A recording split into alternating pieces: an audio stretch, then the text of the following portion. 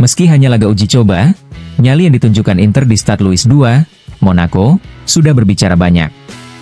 Setelah kebobolan cepat lewat gol Akliouche dan dipaksa bermain dengan 10 orang selama 1 jam akibat kartu merah Hakan Calhanoglu, skenario tampak berbalik melawan Nerazzurri.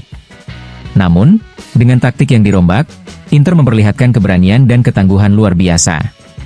Dua momen brilian, gol Lautaro Martinez dan Yohan Bonni membalikkan keadaan secara meyakinkan, membuat Monaco yang terlalu nyaman kehilangan momentum dan tumpul di lini depan.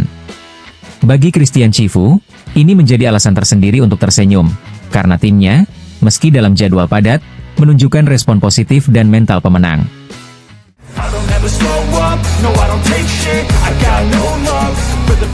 Inter meraih kemenangan penting lewat comeback atas Monaco di Stade Louis II, dan pelatih Christian Chivu mengaku puas dengan karakter serta tekad anak asuhnya membalikkan keadaan meski bermain dengan 10 orang. Kepada Inter TV, Chivu menekankan bahwa ini hanyalah laga pramusim di bulan Agustus, di mana kondisi fisik belum sepenuhnya optimal, namun menjadi ujian berharga menjelang kick-off Serie A yang tinggal 17 hari lagi. Ia mengaku tidak terlalu memikirkan hasil, melainkan fokus membangun kepercayaan diri, meningkatkan kebugaran, serta mengasah kemampuan individu dan kolektif tim yang diyakininya bisa terus berkembang.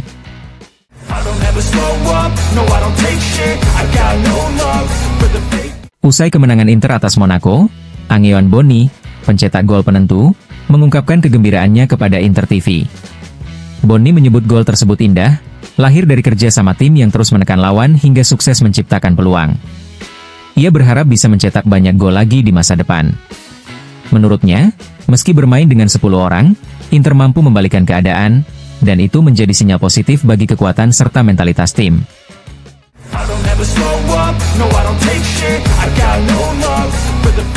Bersama Yohan Bonni, kiper Raffaele Di Gennaro turut hadir di Inter TV usai kemenangan atas Monaco. Di Gennaro, yang menjadi pahlawan di akhir laga lewat penyelamatan gemilang dari peluang Akliouche, menegaskan bahwa Inter adalah kelompok yang luar biasa, berisi pemain-pemain yang memberikan segalanya untuk klub. Semangat itu, menurutnya, juga sedang ditanamkan kepada para pemain muda dan rekrutan baru.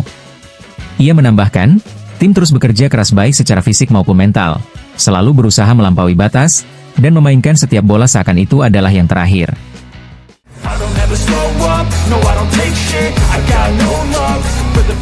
Beberapa hari jelang dimulainya Liga 1, Monaco menelan kekalahan pertama di rangkaian laga uji coba pramusim, takluk 2-1 dari Inter meski sempat unggul lebih dulu dan bermain dengan keunggulan jumlah pemain. Pelatih Adi Hutter mengaku kecewa karena timnya kebobolan 2 gol meski memegang kendali permainan di babak pertama. Ia menilai, Inter, finalis Liga Champions, menunjukkan kualitas besar dengan mampu membalikkan keadaan meski bermain 10 orang. Hutter juga menyoroti kesalahan-kesalahan kecil di babak kedua yang berujung pada kekalahan, dan berharap timnya bisa bangkit saat menjamu Le Havre pekan depan.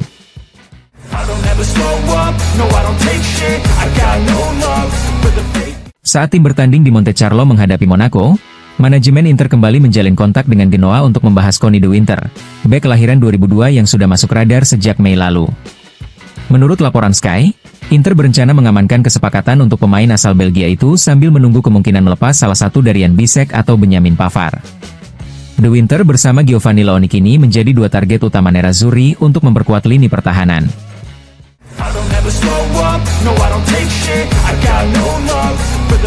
Komisi Disiplin, Etika, dan Kontrol UEFA resmi mengumumkan sanksi terkait laga-laga terakhir kompetisi Eropa, termasuk Inter melawan Barcelona dan Paris Saint-Germain melawan Inter.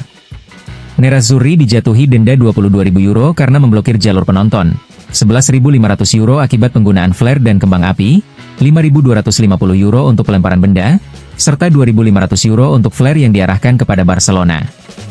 Pada laga yang sama, 4 anggota Barcelona juga terkena sanksi. Pelatih Hansi Flick dan asistennya masing-masing €20.000 plus larangan 1 laga karena pelanggaran etika, sementara Robert Lewandowski dan Lamine Yamal didenda €5.000 karena tidak segera menuju pos pemeriksaan anti-doping.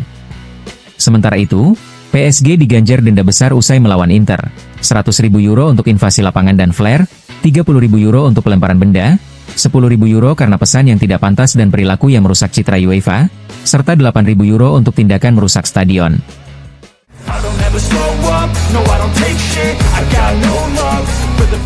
Menanggapi kisah Ademola Lookman, Massimo Orlando menyampaikan pandangannya kepada TMW Radio. Menurutnya, Di Bergamo tidak ada kompromi. Jika kesepakatan yang telah ditetapkan, yakni melepas Lookman dengan harga yang mereka minta tidak tercapai, kemungkinan besar sang pemain akan dibiarkan setahun tanpa bermain. Orlando menegaskan, Lookman memang tampil gemilang dalam beberapa musim terakhir. Namun ia harus berterima kasih kepada Atalanta yang membesarkan namanya ketika sebelumnya ia belum dikenal luas. Setidaknya berlatihlah, ujarnya, karena cepat atau lambat, solusi pasti akan ditemukan.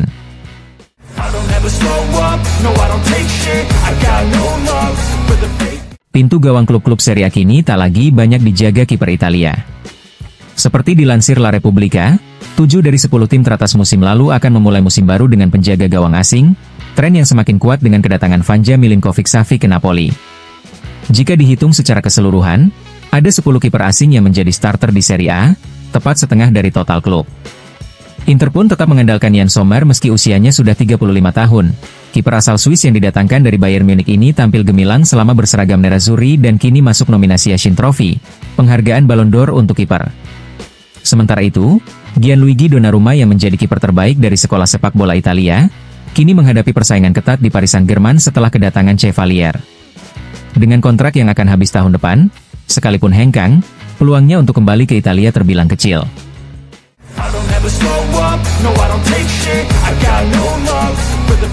Sempat lama dikaitkan dengan Inter, gelandang serang muda kelahiran 2004, Nico Paz, akhirnya tetap bertahan di Como.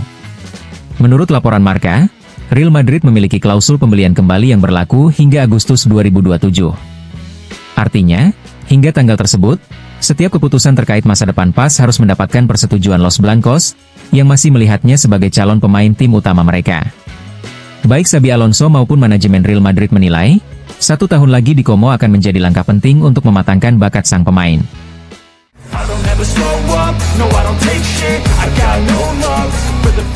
Pembaruan terbaru datang dari Ivan Zazzaroni di Instagram mengenai negosiasi antara Ademola Lookman dan Inter.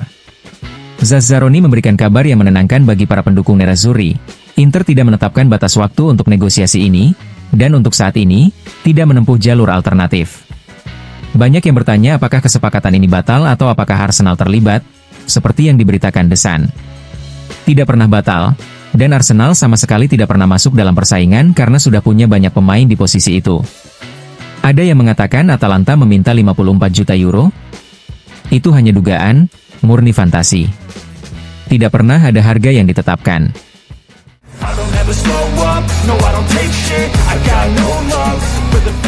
Giuliano Giannicheda memberikan analisisnya kepada Tutto Mercato Web terkait peta persaingan tim-tim yang diprediksi berada di papan atas Serie A musim depan.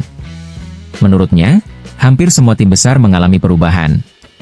Saya tetap menempatkan Napoli di depan, karena mereka memperkuat diri dengan pemain-pemain yang sangat berkualitas, ujarnya. Ia juga menyoroti situasi di klub lain. Milan banyak berubah, Allegri adalah jaminan tapi kita belum tahu arah yang mereka ambil, begitu juga dengan Juventus. Inter memiliki kerangka tim yang sama, namun kita belum tahu apa yang akan dilakukan Cifu. Roma bisa menjadi berbahaya, karena Gasperini adalah pelatih hebat dan mereka melakukan langkah tepat di level manajemen.